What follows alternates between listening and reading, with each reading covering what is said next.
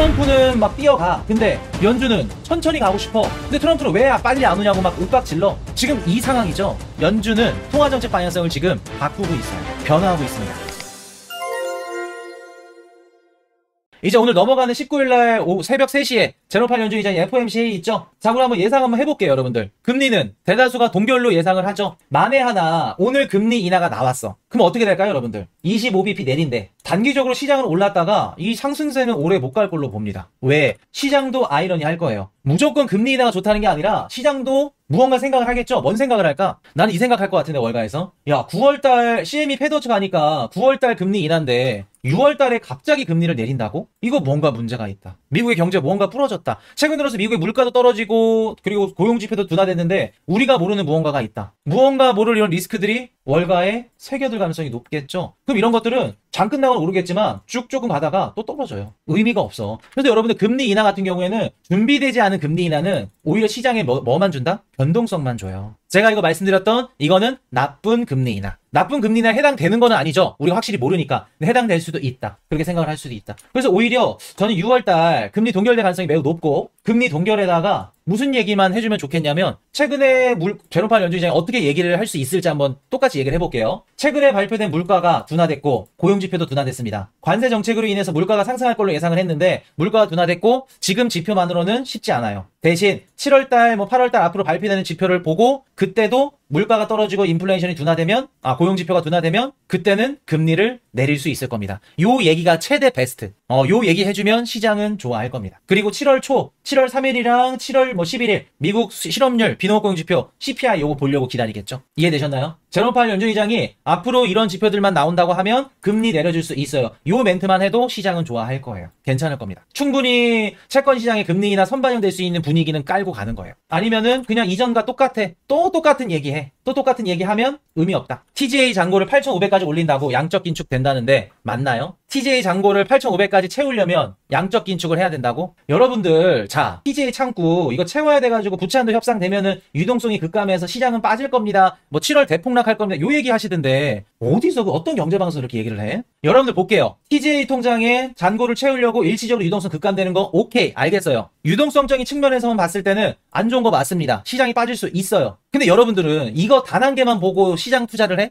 주식이랑 코인 투자를 이거 한 개만 바라보고 투자해?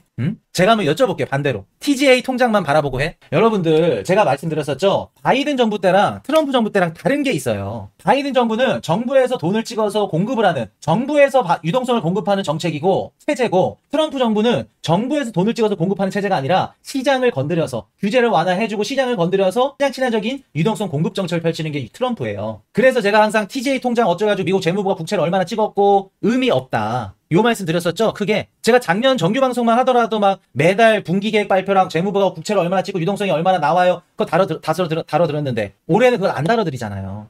의미가 없어. TGA 통장 자금이 8,500억 채운다고 빠진다고요? 관세로 들어오는 건 어떡할 건데? 그리고 SLR 규제 완화돼서 국채 사주는 것만큼 매수세 들어오는 건 어떡할 건데? 아무도 예상을 할 수가 없어요, 여러분들. 의미가 없어. TGA 잔고 때문에 빠진다고요? 저도 그 TGA가 잔고가 빠지고 그 준후 혹은 그 짧은 그 기간 안 좋을 수 있다고 보거든요. 그것 때문에 시즌이 종료된다? 가격이 빠진다 크게? 아니요. 웃기지 말라 그러세요. 그렇지 않다고. 어떻게 TGA 통장 그 잔고 빠지는 거 그 유동성 그 한 부분 그 매크로적인 측면 한 부분만 보고 우리가 시장을 평가해 분석하고 아니죠. 자 그럼 보도록 합시다. 어찌됐든 간에 금리 인하 만약에 깜짝으로 내린다? 그러면 시장이 좀 놀랄 수도 있다. 놀랄 수도 있을 것 같다. 가장 좋은 게 앞으로에 대한 금리 인하 예고. 그리고 여러분들 점도표 사실 이 점도표도 얘기해봅시다. 점도표 여러분들 맞은 적 있어요? 이것도 얘기하고 싶어. 그러니까 어찌됐든 간에 저도 점도표 얘기를 했고 점도표 중요합니다 라고 말씀을 드렸지만 솔직히 점도표 중요한 게 시장이 어떻게 받아들일지 그게 중요한 거 아니에요?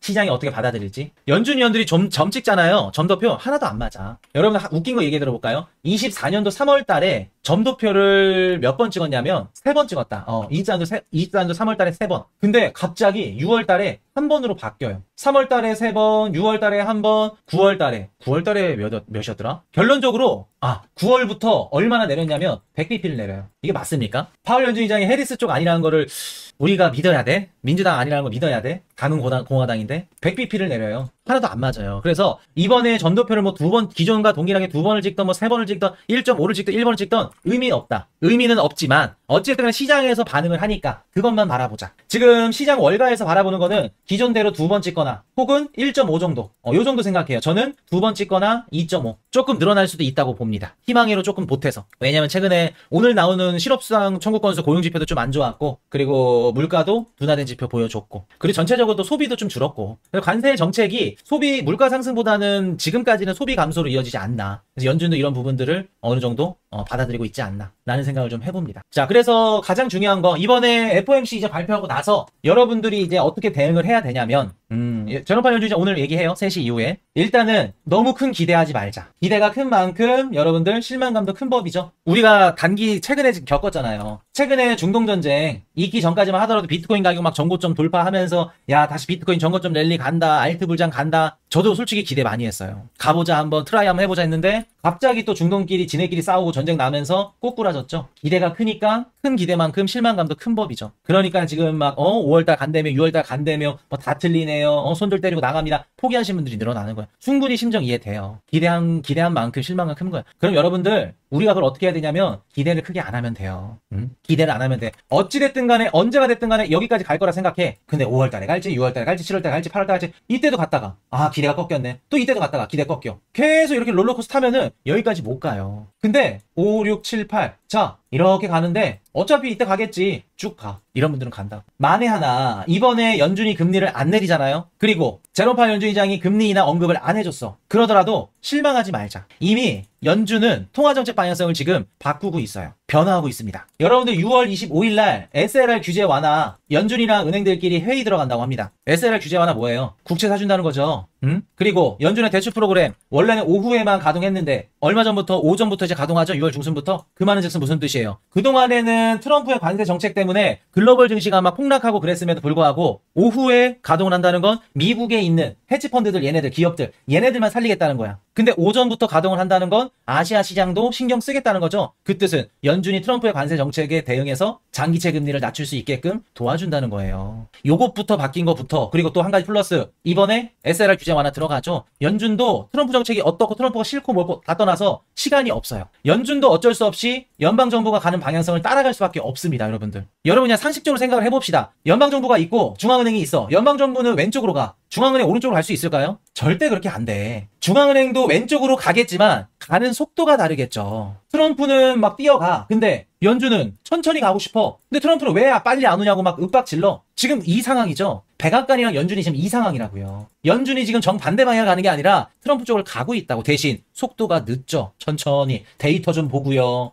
관세 정책 때문에 물가가 올라갈 수도 있고요. 근데 그런 것들이 하나둘씩 해결이 되고 점점 조금씩 방향을 바꿔가면 여러분들 6월이 됐던 7월이 됐던 9월이 됐던 어찌 됐든 간에 연준은 금리를 내릴 수밖에 없어요. 내릴 수밖에 없다고. 막 이런 얘기 하시는 분들 있죠. 연준 금리 못 내린다. 올해 한반도 못 내리나 보세요. 내릴 수밖에 없어요. 지금 똥줄 타는 건 누굴까? 트럼프일까요? 연준일까? 우리 할머니랑 할아버지 같아. 상반기에만 하더라도 트럼프가 똥줄 탔거든요. 지금은 제롬 파웰 연준의장이 똥줄 타요. 왜? 지금 시점 이후부터는 트럼프가 뭐 감세 법안 그리고 뭐 그 SLR 규제 완화 관세 협상으로 인해서 미국 공장 뭐 유치 투자 유치 공장 건설 할 수 있는 거 다 했거든요. 근데 경기 침체나 실업률 막 폭등하면서 소비가 꺾여. 그럼 그때 누구 탓이다? 연준 탓이에요. 왜? 금리 내리라 그랬잖아. 얘기하겠죠. 똥줄 타는 건 물론 트럼프도 타고 연준도 타겠지만 가면 갈수록 연준이 더 타요. 그러면 서로 막 티격태격 싸우고 막 안 해 안 할 거야 안 내릴 거야 하더라도 어쩔 수 없이 내린다고요. 근데 이제 여러분들 그걸 6월달, 뭐 7월달, 9월달 거기에 이제 시점에 맞춰서만 이제 목 매니까 기대하니까 실망감이 큰 거지. 그리고 여러분들 오늘 또 중요하게 보셔야 될 거 긴축 종료 얘기 하는지 안 하는지. 아마도 긴축 종료 얘기는 6월 오늘 19일 혹은 7월 31일 날 얘기할 가능성 높습니다. 그래서 오늘 추가로 하나 보셔야 될 거 긴축 종료 얘기 어떤 식으로 얘기하는지 보시면 됩니다. 이해되셨죠? 그래서 시간이 지나면 지날수록 조급한 건 연준이다.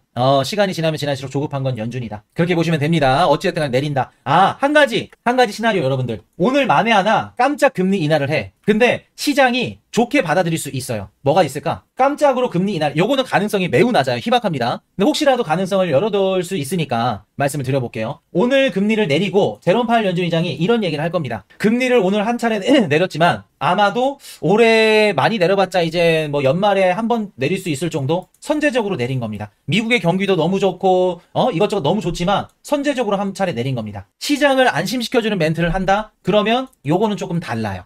시장이 갈 수 있습니다. 근데 요것 또한 어중간하게 갈 가능성이 높아요. 이렇게 갈 수도 있어요. 그래서 만약에 금리를 내린다 그러면 멘트는 비둘기. 한 차례 내렸지만 앞으로는 더 안 내려요. 요걸 심어주는 겁니다. 왜? 기대 인플레이션 안 올라가니까. 반대로 금리를 동결했어. 그러면 기존에 했던 얘기들 그대로 하던가 혹은 긍정적인 얘기들. 긍정적인 얘기 무슨 얘기? 만에 하나 고용이랑 또 이렇게 실업률 뭐 둔화되고 물가 떨어진다 그러면 다음이나 다다음 분기에는 금리를 내릴 수도 있지 않을까. 이런 거. 저는 제일 좋은 시나리오를 이 얘기라고 봐요. 다음에 금리 인하 해줄 수 있습니다. 이런 거. 전 그 멘트가 제일 좋다고 봅니다. 그리고 실제로 그런 데이터 지표가 나오고 천천히 가는 거. 금리 인하 빠르게 나오면 여러분들 안 좋아요. 안 좋아. 여러분들은 금리 인하만 목매달고 막 기다리죠? 그렇지 않아요.